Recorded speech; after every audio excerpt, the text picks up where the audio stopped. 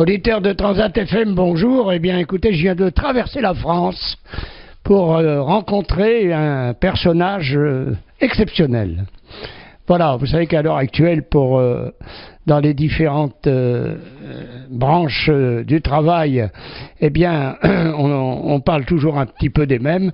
Mais là, justement, je vais entamer une rubrique pour vous présenter des personnages justement qui font des métiers qui sortent vraiment de l'ordinaire.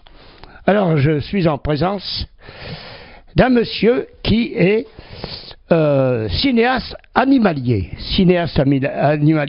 à Toulon, et il s'agit de monsieur Guy Bortolato.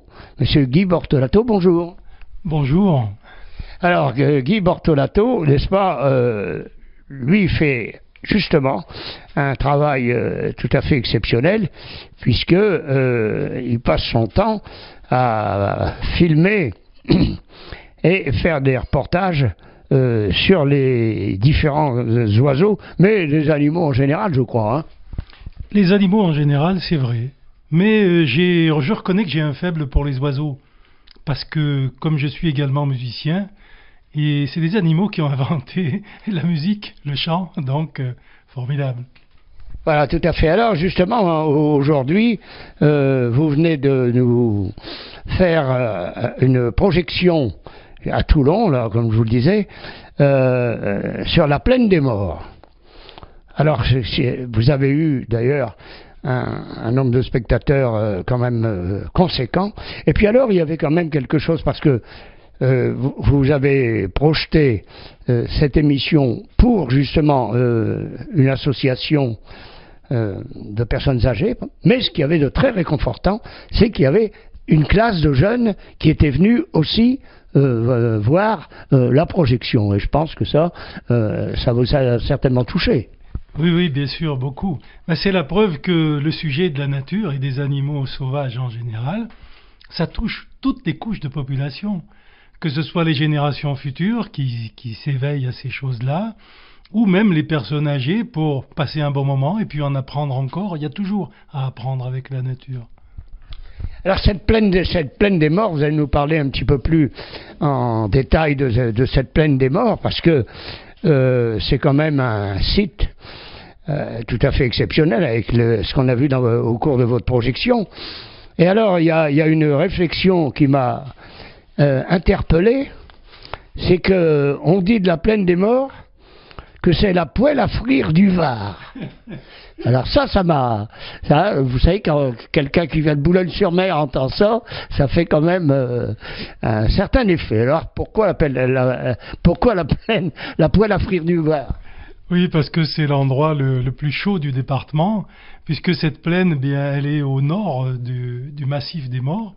Donc protégé du vent de mer par les morts, par le massif. Donc il y a très peu de vent, donc il y a toutes les conditions requises pour que ce soit une belle poêle à frire.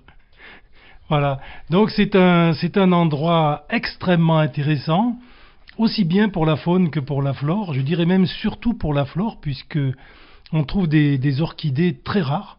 C'est unique en France, hein, par exemple pour la Serapia négligée, cette belle orchidée. Ou une autre qui me vient en mémoire, c'est l'orchis lactea. La lactea qui a cet aspect blanc laiteux.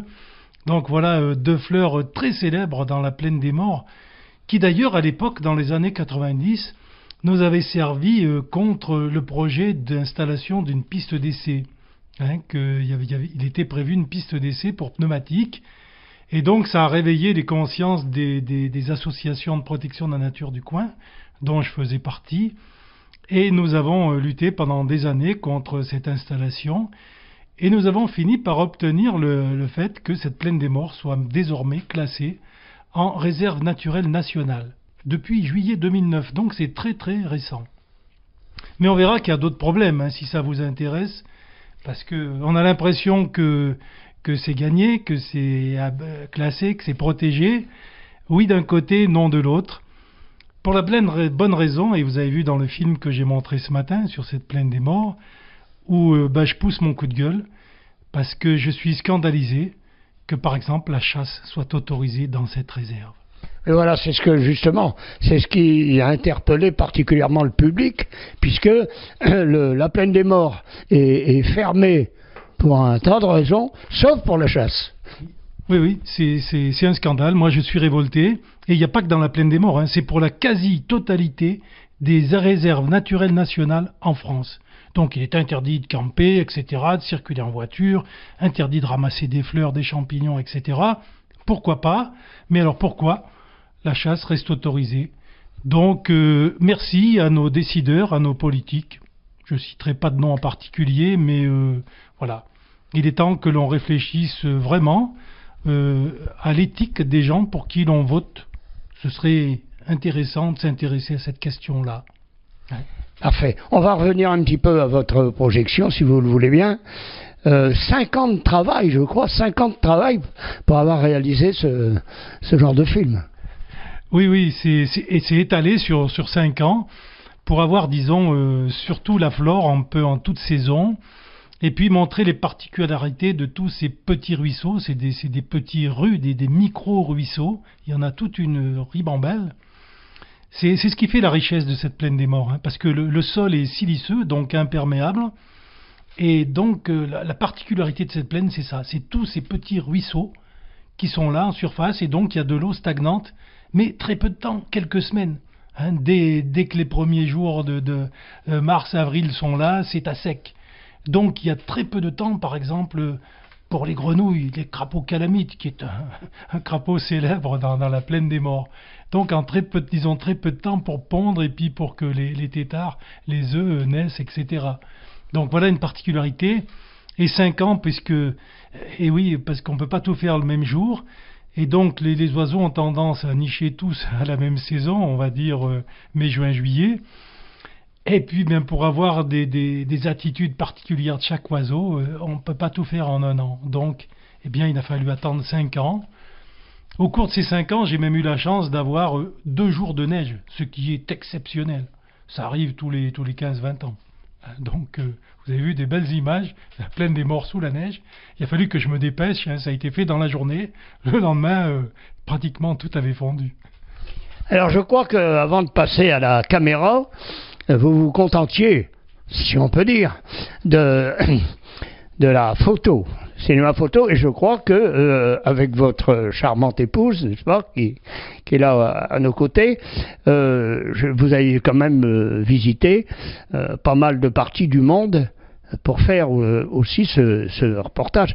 Est-ce que vous pouvez nous dire un petit peu les endroits dans lesquels vous avez, grosso modo, n'est-ce pas, voyagé, et lesquels vous ont marqué le plus? Oh là, ça c'est une vaste question. Parce que je suis passionné par tout ce qui est vivant, vous avez pu remarquer. Et j'aurais pas assez toute ma vie pour visiter tout ce que je voudrais voir sur cette planète. Alors on a eu la chance d'aller au Kenya. C'était il y a très longtemps, en 1992. Et là j'ai été fasciné par la quantité d'animaux que l'on peut avoir dans le champ de vision. Et je disais à mon épouse tous les jours que le matin on ne savait pas par quoi commencer. À l'époque on faisait de la photo. Parce que dans le champ de vision, on avait à peu près 500 animaux, quoi, rien que dans le champ de vision. Et c'est en permanence, du matin au soir. Donc c'est un souvenir phénoménal. Depuis, on a eu la chance aussi de temps en temps, on casse un peu la tirelire et on se paye un beau voyage dans des hauts lieux animaliers. Et on a fait la Colombie-Britannique, qui m'a beaucoup plu. C'est au nord, hein, le nord-est de l'Amérique, au-dessus, Canada. Donc Vancouver, tout ce secteur-là, alors là, fabuleux parce que presque tous les jours on voyait 5 ou 6 ours grizzly, hein, ours noirs, les chevreuils, les cerfs, etc. On se pinçait, quoi. C'est vraiment fabuleux. Expérience qu'on a renouvelée il y a 2 ans, puisqu'en 2011, on est allé au fameux Yellowstone, hein, ce volcan extraordinaire. Et puis cette réserve, c'est la plus vieille, c'est le plus vieux parc national du monde, carrément. Hein. Et là aussi, on a fait connaissance de très près avec le grizzly, l'ours noir, sans danger, hein, rassurez vos auditeurs. C'était fabuleux, on se pinçait tous les jours. Alors maintenant, puisqu'on sait votre votre passion pour les animaux, vous avez aussi une autre corde, sans jeu de mots, pour votre guitare à votre arc, c'est la musique, parce que vous êtes également l'auteur de la musique de votre projection sur la plaine des morts. Hein. Oui, oui, tout à fait. D'ailleurs, je vous ai sifflé un petit air qui est un morceau, c'est le thème principal de ce film sur la plaine des morts, que le même thème, je le reprends sous différentes variations, vitesses, etc., comme à la manière d'une vraie musique de film. Oui, je suis musicien depuis très longtemps, puisque j'ai commencé à jouer de la guitare à l'âge de 6 ans, et donc ça fait déjà quelques belles années que je gratte de la guitare, comme on dit. Et puis pendant longtemps, à cause de cette passion de l'image photo, puisque pendant des années j'ai fait de la photo, j'avais laissé tomber un peu la musique. Je suis resté 30 ans sans jouer. Et là je m'y suis remis en ayant une rencontre, un vrai coup de chance, avec monsieur Tony Petrucciani. C'est peut-être un nom qui vous dit peut-être pas grand-chose dans le Nord, mais et j'ai la chance de faire partie de cet atelier de jazz de monsieur Tony Petrucciani, qui est le père de Michel Petrucciani, ce fameux pianiste de jazz qui a eu un immense succès mondial pendant plus de 10 ans. Donc voilà, et mes deux passions, je les réunis dans le film, puisque ça me permet de montrer des images, de faire la musique. C'est en quelque sorte un film artisanal, enfin tous mes films sont montés de façon artisanale, puisque je fais tout de A jusqu'à Z. Alors monsieur Bortolato, je pense que étant donné votre âge encore tout jeune, est-ce que vous avez un projet précis qui va faire suite à votre projection sur la plaine des morts? Alors les projets, ils sont surtout dans ma tête, puisque si on prend les dates, ça demande un tel travail, montage de film, que par exemple là je suis en train de monter le film sur Yellowstone. Donc les rushs ont été tournés en 2011, nous sommes en 2013, fin 2013 bientôt, et j'espère qu'il sera fini pour la fin de l'année ce film. Mais pour le futur, c'est toujours dans ma tête, c'est toujours dans mes désirs. J'aimerais quand même un jour aller en Australie. Ok, écoutez, monsieur Bortolato, on est très heureux que vous nous ayez reçus là chez vous. Je crois que pour le Nord, nos amis nordistes seront très heureux de vous entendre. Et puis si jamais un jour vous avez l'occasion de passer par chez nous, eh bien votre conférence sera certainement la bienvenue. Hein. Ce serait avec plaisir, hein, si j'ai l'occasion de passer dans le Nord, bien sûr. Alors peut-être un dernier mot au sujet de l'image, pourquoi je suis passé de la photographie au cinéma en quelque sorte.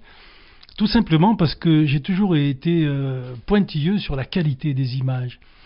Et pendant longtemps, il faut bien reconnaître que par exemple la diapositive permettait des projections avec des images de très grande qualité, pratiquement équivalentes à celles du cinéma, avec un budget quand même beaucoup moins lourd que je n'ai pas les moyens du cinéma industriel.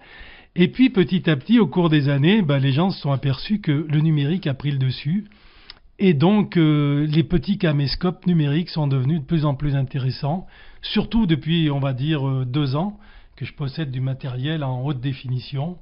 Et là, ça permet, vous avez vu, comme ce matin, la projection que j'ai faite, des images quand même de très grande qualité. Voilà une des raisons qui m'ont fait passer au cinéma. Et puis, ça m'a permis aussi de faire ma musique des films. Et c'est une autre manière de parler de la nature, des images qui bougent. Ça change un petit peu aussi. En tout cas, je peux vous dire, puisque pour nous qui étions de l'autre côté de l'écran, eh bien, le public était absolument ravi. Merci beaucoup, monsieur Bortolato.